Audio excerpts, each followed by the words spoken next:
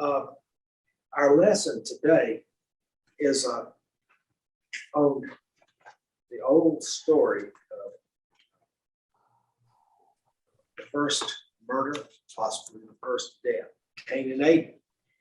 And I wanted to start. We're beginning, this is the first Sunday school class in the new year. And at any rate, I happened to get a farmer's almanac through the mail. My wife contributes to Boys' Table.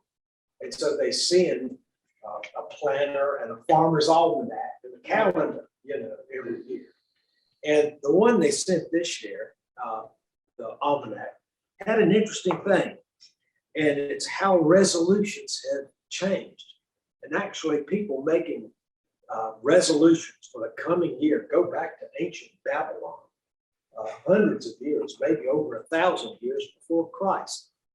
And it was mainly an agricultural society. So the first thing on the list, the resolution list of the ancient Babylonians was return all borrowed property, farm implements, things like that. So Gallup did a poll, and in 1947 of resolutions that people did, the top 10. And I'm going to compare those with what the recent ones. And it said that the resolutions and the focus of them have changed over the years. Now, in 1947, Gallup poll, first, improve my disposition, be more understanding, control my temper. That's important for today's lesson. Improve my character, live a better life, stop smoking, smoke less, save more money. I'd spend more money. Stop drinking, drink less, be more religious, go to church more often, be more efficient, do a better job, take better care of my health, take greater part in home life, lose or gain weight. That's right interesting what happens in today's resolution. It has a slightly different thing, and it goes from indulgences to self-improvement. First, lose weight. As I look out across that, get organized, oh brother. Spend less, save more. Enjoy life to the fullest. Stay fit and healthy. Learn something exciting. Quit smoking. Help others fulfill their dreams. Fall in love. That was no difficulty. At any rate, spend more time with family. So those are the resolutions. Now I guess after the COVID crisis, would be two different resolutions: wear a mask, don't wear a mask. Go to general meetings, don't go to general meetings. Listen to Fauci, don't listen to Fauci. It's all over the place. So those are some of the resolutions that we have, and they go back centuries. As we look to the future, we try to do better. We try to change for the better. And now today's lesson is Cain and Abel. And there's a lot that I don't understand about this lesson. So I'm gonna ask for some discussion on this. I'm gonna tell you, Brad Farrer called me last night. Yeah. And we wanted to discuss this lesson. Brad Farrell? Yeah, Farrer. That'll be interesting. Yeah. That's great. He Well, is he really online good. with us? Is Brad on? I don't think so. Well, He's joined the Sunday school class down there, but he says it's nothing like the Sunday school class. But he was, he got talking about things like, a lot of stuff that's going on now is stuff that has nothing to do with us as individuals. A lot of it was, back generations ago, and why are we still paying for it? Why are we still putting up with it? But it was a good discussion last night. He told me to call him back today and let him know what your that's lesson. one of them. That's one of the points. And we talked about, I was talking to Tony a little bit ahead of the class, the mark of Cain. And then there are other ones that theologians have argued about. Well, I'm going straight to You the take this lesson today. Well, It brings in racism. They said he had dark skin, and it's just it brings in, Everything you talk about it was today, used as a, something to do with our book racism. says it was used as a justification for slavery, you know, but let's go straight to the scripture. Okay, this is from Genesis chapter 4, 1 through 16. Now the man knew his wife Eve, and she conceived and bore Cain, saying, I have produced a man with the help of the Lord. Next, she bore his brother Abel. Now Abel was a keeper of sheep, and Cain a tiller of the ground. In the course of time, Cain brought to the Lord an offering of fruit of the ground, and Abel, for his part, brought of the firstlings of his flock, their fat portions. And the Lord had regard for Abel and his offering, but for Cain and his offering he had no regard. So Cain was very angry, and his countenance failed. The Lord said to Cain, why are you angry, and why has your countenance fallen? If you do well, will you not be accepted? And if you do not do well, sin is lurking at the door. Its desire is for you, but you must master it. Cain said to his brother Abel, let us go out to the field. And when they were in the field, Cain rose up against his brother Abel and killed him. Then the Lord said to Cain, where is your brother Abel? He said, I do not know. Am I my brother's keeper? And the Lord said, what have you done? Listen, your brother's blood is crying out to me from the ground. And now you are cursed from the ground, which has opened its mouth to receive your brother's blood from your hand. When you till the ground, it will no longer yield to you its strength. You will be a fugitive and a wanderer on the earth. Cain said to the Lord, my punishment is greater than I can bear. Today you have driven me away from the soil, and I shall be hidden from your face.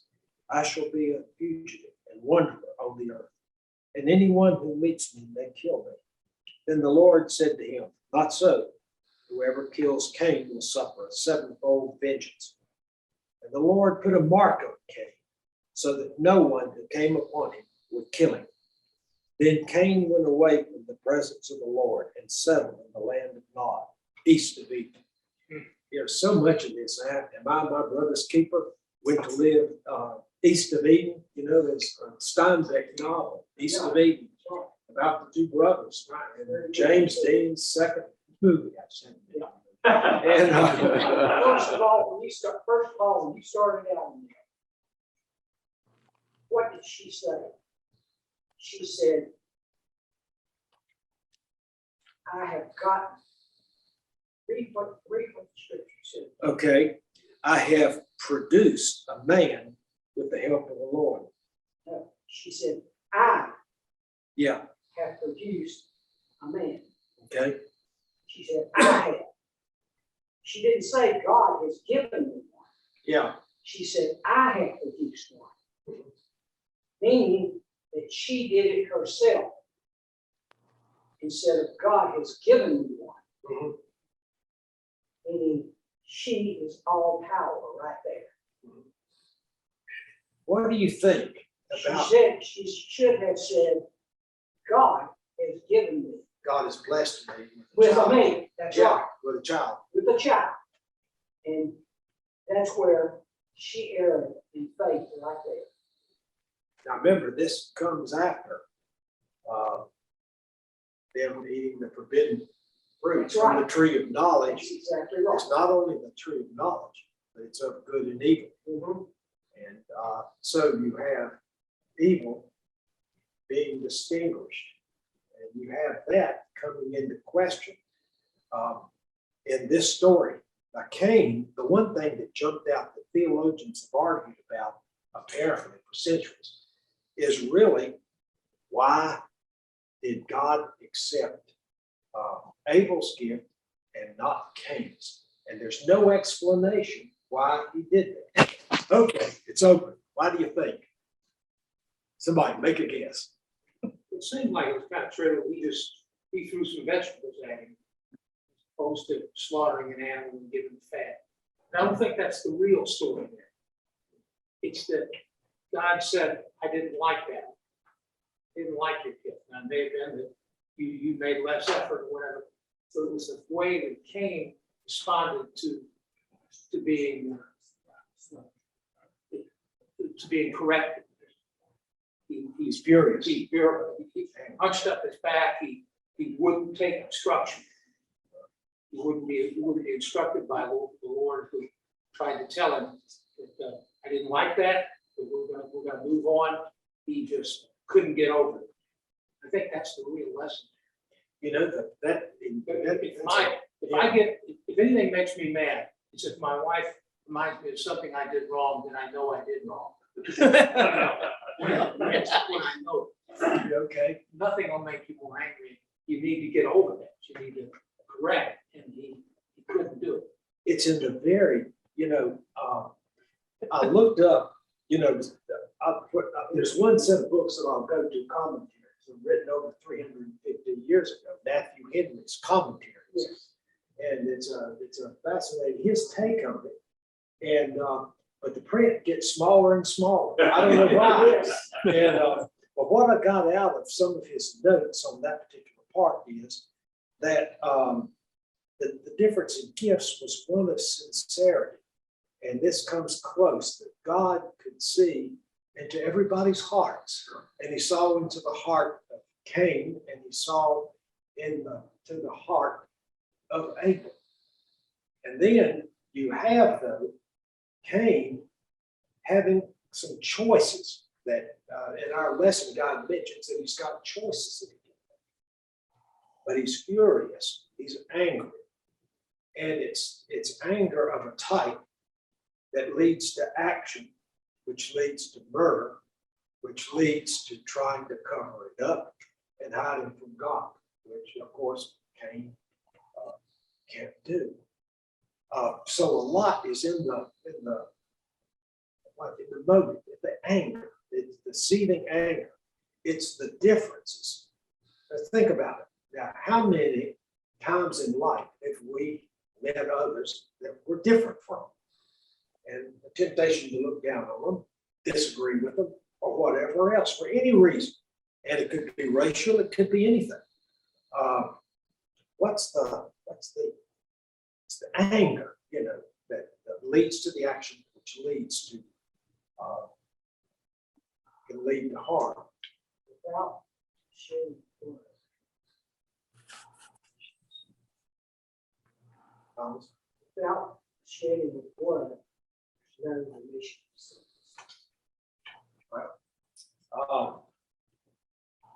There's one I mentioned before class.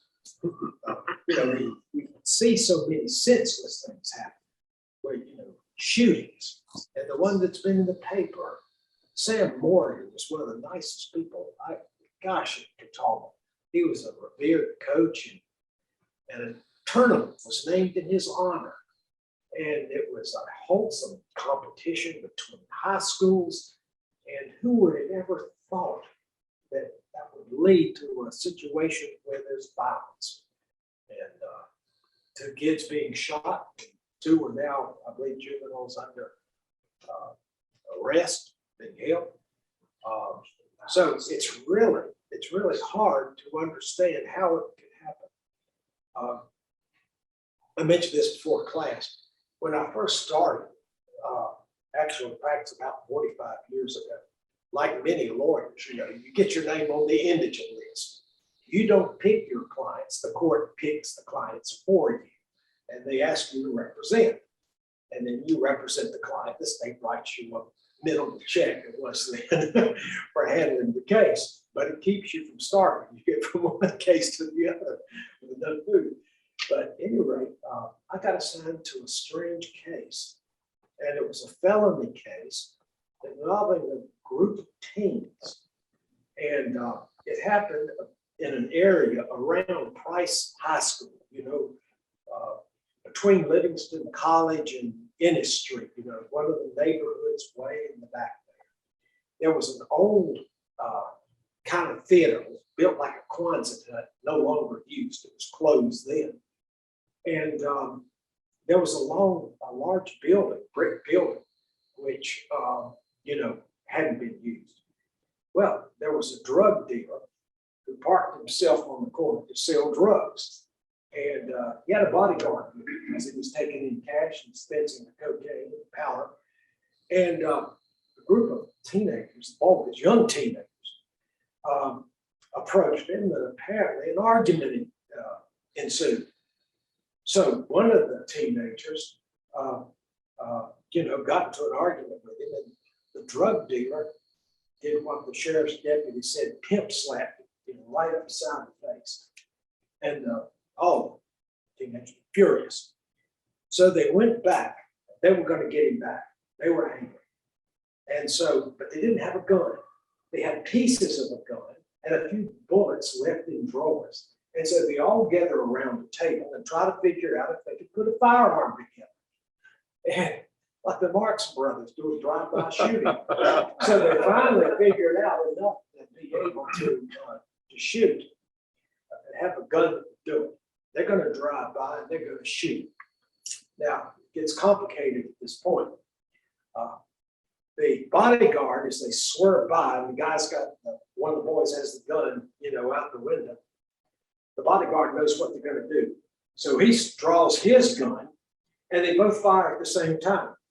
And the bodyguard strikes his own employer in the back as the first bullet from the car hits him from the front. And the state's, I guess, pathology said that either bullet would have killed him. Naturally, when the boys took off, the shooting, they kept shooting as they fled. And Jim Dooley was prosecuted. And he said, that's the only murder scene. He said, I think actually this, if you can picture it better. And the bullet marks are still probably on the side of that brick building, that got him shot. When the ambulance arrived, it was too late, of course. There was no powder to be found, no money, either one. He had been picked clean by the time they got there. So they go to court, they're charged with felony. And I believe C was the one hearing the case. I'm not sure. It's been so very, very long ago.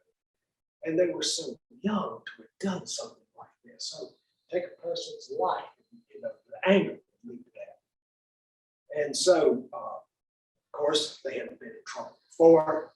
There's the plea for leniency for making a statement in an early point of the investigation. C heard none of it. He clapped them all in prison. Felony. And as the boys were being led away out of the courtroom, the mother of one of the children starts to scream. And the bailiff has to take her out of court. It's, things like that. So, Dave, remember, Yeah. Diane? violence and crime is always been, it always will be. And not that it makes it, a good thing, but it's part of crime. But the problem we've got now is the shooting violence has become conflict management amongst the young people. Whereas, when we were young, if conflict management was somebody punching somebody and all that. Now, it's become what happened out at the top and what happens, and that's because of everything that's kind of going on. It's happening. There's a culture of violence. You see it in the movies, you see it in just about everywhere. And there's really, I don't know of an antidote to that. I did back in '96. I got invited by the Black Church in Landis, Clear Springs, as well as Bruce Jones was invited. We were running the school board. And so we both went. And I was amazed. They had 3 different choirs. You had the adults, but you had the teenage choir, all dressed in white, and then the elementary school choir. And the singing was some of the most beautiful that I've ever heard. And in congregations, usually you separate politics from the church, but in the Black churches, they wanted to see. They wanted to hear you speak for a moment. And so I went on about I'd done this, I'd done that. And But Bruce Jones had the better presentation. He stood up and said, "I'd like to testify for our Lord Jesus Christ and what he's meant in my life." Guess who had the most effective presentation? And, so at any rate, but we weren't running against each other, separate seats. But if there's to be any way out of this, it's got to be, I think, church-centered. And that's why we've got to reach out more at the earliest possible age. I think there's much less likelihood of something bad going wrong. Of course, there's the awful thing of when there's no noticeable motive. I had a friend who had a case that he was pointed to that he'd rather not have, where an adult killed a child.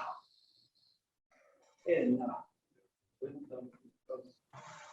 my fellow attorney was back at the court, and he said, I asked him, the other lawyer said, I asked him, why did you kill the child? The guy just told us he didn't know why. He could give no real reason. He just did. And that's the scary part of the thing, the motiveless crime. But now the anger, that's the thing that touches, in effect. If you've got, like I was going to ask Tom just a second, if you've never been angry, raise your hand. Tom's. That case you were talking about the 3 boys, I had taken an interest in that case. You did. And I went up in the courtroom Uh-huh. and I listened to most of that case. And I was there when they revealed the verdict. And I remember the mother going crazy in the courtroom. Yeah. And they were leaving the boys out. And they got what they deserved. Like you said, and you did a good job. But there was no hope. I mean, they were guilty of sin. Yeah. And, But you know, we as a society are getting what we deserve and what's happening. And because, you know, we are getting what we deserve these- because these young people, we are not cracking down. these young people at the age of 5 weren't these violent criminals. But they are seeking attention, and the people that are giving it attention are the ones that are leading them to what they become as young teenagers. And, you know, whether it's my fault, or somebody else's fault, or parents, but we as a society are raising what's happening out there. And if we want to have blinders on, you know, we can. But this is a societal problem. But we all have become so tunnel vision in our lives that we, you know, we're afraid to reach out. I know, you know, the work that Bob does with the reading of these people, these kids, reading is just part of what goes on with those type of programs, the mentoring programs. I was involved with brothers and sisters for years and years. These young people need attention, and they're going to get it. It's just a matter of who gives it to them. Home life is terrible. Well, Granted, their home life is terrible, but when they are able to get by with things, and we don't crack down on them, and we don't slap their hands, and they can get by with things, and they're committing crimes, and they're getting up here, and they're going up before the court system, and the court system is doing nothing for them, and they put them on probation and stuff like that. And they think they can go up there and get by and get committed, and just like those boys up there thought they were going to get a pass, and they didn't get a pass. And that's what they need to get slapped down. it's kind of the chicken and the egg thing. No, it's not the chicken and the egg thing. They need to get slapped down and put down. You can either cure it before it gets there, or you can build. Well, take your choice. If it's there, then they need to be committed and put in prison for a long period of time. When the crime happens, the crime is. And Absolutely. and it happens, then put them in prison, and Reality of slap what them down. happened, but where I'm coming from is that unless we as a society change in some ways, we're gonna have, this problem isn't gonna get better on its own. Well, It's how we treat each other and are willing to treat each other that are gonna be the only thing that can change things. Well, there's one thing that I remember from growing up, and I just happened to think about it. When you're in school, you're living in a separate culture, a separate group, a separate everything unto yourselves. And then there's, of course, the parents and relatives and all, but you think like other people, which you're surrounded. I mean, I was in the rock and roll generation, and I remember being in my room and starting to lock the bedroom door at night before my parents put a stop to that. They didn't like that, they want to know what's going on behind the green door, kind of thing. And, but at any rate, you think like the rest of the people, you can't communicate. It's difficulty from one generation talking to the next one. And we had our own music.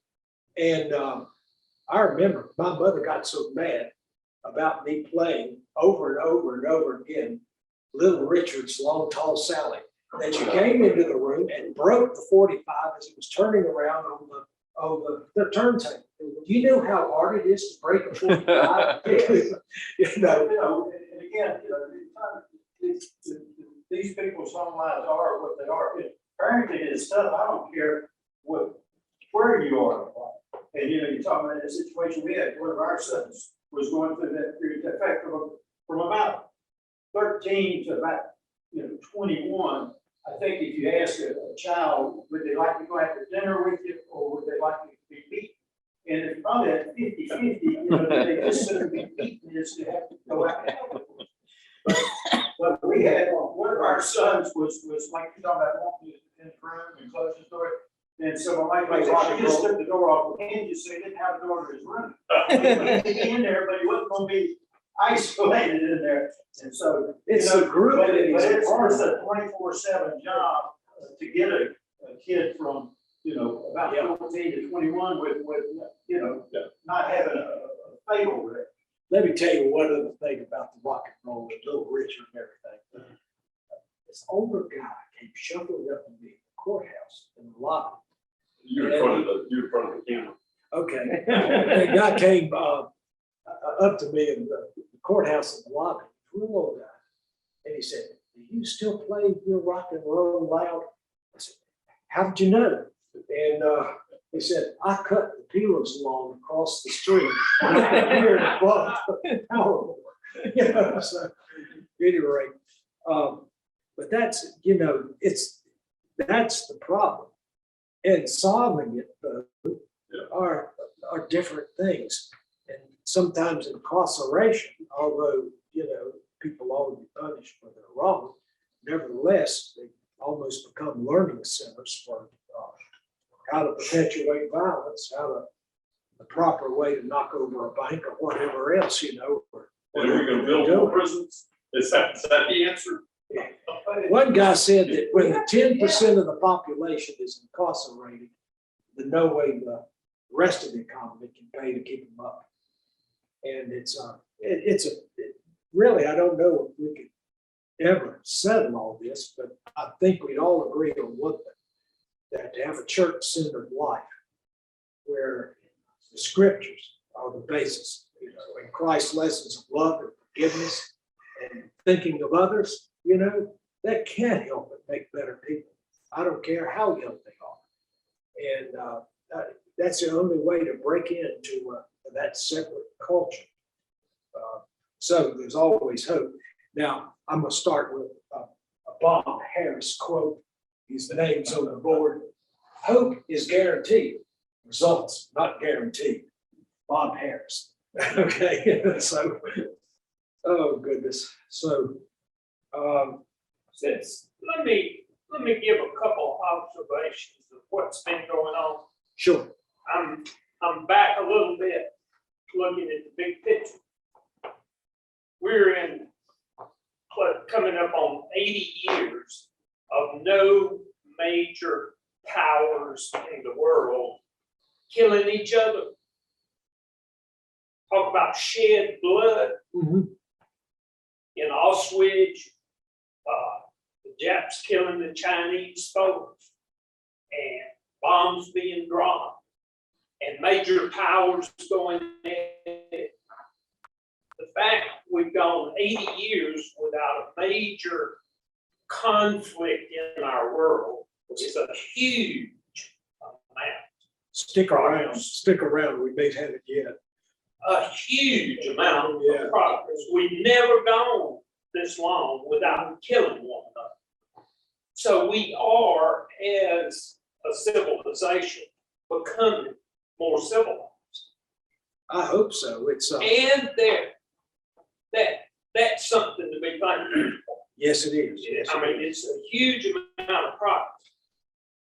The other thing to think about is the number of people we have in jail relative to the number of people we kill in our country is sad compared to these folks who were really bad 80 years ago. If you take Germany and Japan and look at the people they're killing versus the people they got locked up,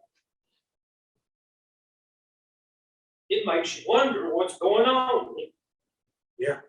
Because they're doing a whole lot better job of not killing folks than we are, but we got a whole lot more locked up. So when you stand back, there's some progress, but there's some big questions. And I couldn't agree with you more that the church has the answer. I'm with you. Lessons of Christ. I just wanted to throw those things out as I listened to us worrying about shootings close by. We have far more to be thankful for. The shedding of blood has been greatly reduced in our lifetime. And I am thankful. Yeah, We don't know how many people China is killing over there. We have no earthly idea.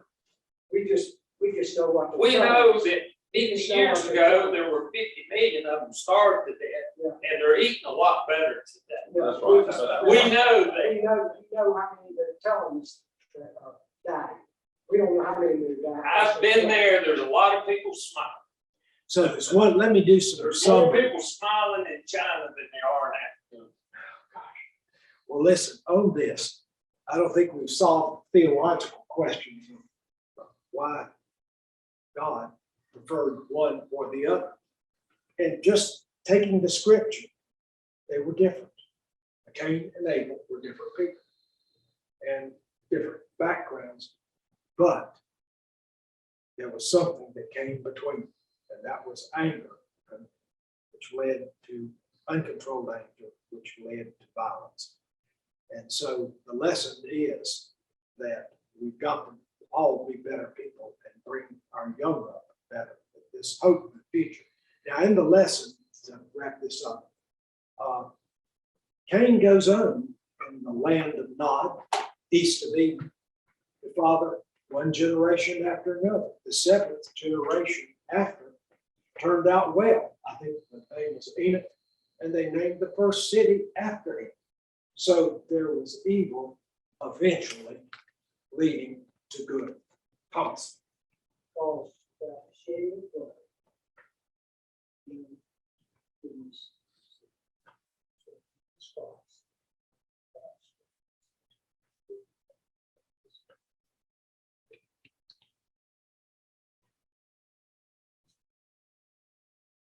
Christ's great gift is the gift of salvation.